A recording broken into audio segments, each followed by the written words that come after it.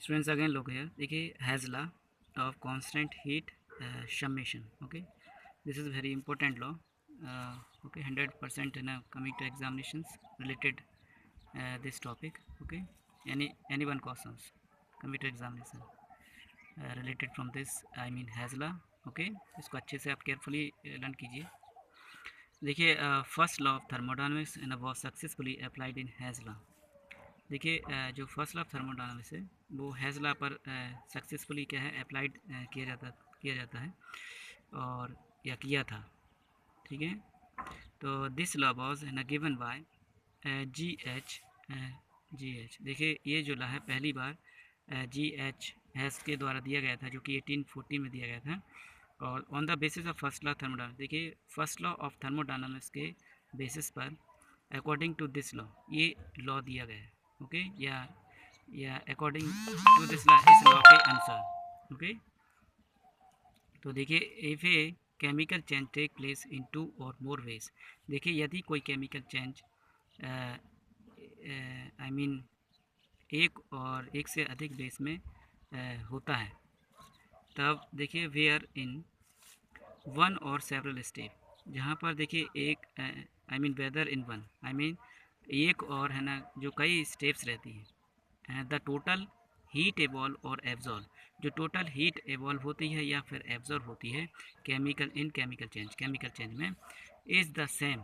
दोनों में ही क्या होगा, सेम होगा. ये हम अभी पढ़ चुके हैं, है ना. जो हीट सिस्टम के द्वारा एनर्जी आई मीन एवॉल्व होती है सेम टेम्परेचर पर, और जो क्या होती है एब्जॉर्ब होती है, दोनों कैसे होती हैं, बराबर होती हैं. तो उसी वे को उन्होंने हैज़ ने इस चीज़ को समझाया है फर्स्ट ऑफ थर्मोडायनामिक्स बेस पर. ठीक है, तो वो भी यही बोल रहे हैं कि जो टोटल हीट क्या होती है इवॉल्व होती है, जो एब्जॉर्ब होती है केमिकल चेंज में, वो कैसा होता है, सेम होता है. ठीक है, इवॉल्व होगी तो उतनी होगी और एब्जॉर्ब होगी तो दोनों क्वांटिटी कैसे होगी, सेम होगी. ओके, तो नो बेटर चाहे वो रिएक्शन एक स्टेप में कराएं या फिर अधिक स्टेप में कराएं. ठीक है, तो उसमें टोटल हीट एवॉल्व और टोटल हीट एब्जॉर्ब दोनों ही कैसे होंगे, सेम होंगे. ओके, चाहे रिएक्शन एक स्टेप में हो चाहे 2 स्टेप में हो या फिर कई स्टेप में हो. तो total matter be N by which method और the change is N what is about. देखिए जो टोटल मेथड में जो चेंजेस होता है वो है ना उसके बारे में ये है ना वर्ड किया गया है. देखिए ये डायग्राम के द्वारा रिप्रेजेंटेड किया गया है हैज़ लॉ को. तो देखिए इसमें डेल एच जो कि एंथैल्पी को रिप्रेजेंट कर रहा है, आई मीन जो ए वॉल्यूम है. और ये देखिए स्टेप बाय स्टेप एन रिएक्शंस की गई है. जैसे डेल H1 है ना, तो ये रिएक्शंस फर्स्ट के अंतर्गत है जिसमें हीट ऑफ Q1 है और एंथैल्पी H1 है. फिर पार्ट सेकंड, ये रिएक्शन सेकंड स्टेप ली है तो इसमें हीट Q2 हो जाएगी और एंथैल्पी डेल H2 हो जाएगी. तो ये रिएक्टेंट किस में कन्वर्ट हो रहा है, बी में. तो ये 2 स्टेप में हुई है और 2 स्टेप नहीं, ये कई स्टेप में भी होती है, तब भी इसमें जो हीट एवॉल्व होगी और जो एब्जॉर्ब होगी वो कैसे होगी, सेम होगी. ये इसने हैज़ ने इसमें समझाया. ओके, तो देखिए और दूसरे वे में भी समझाया इसको.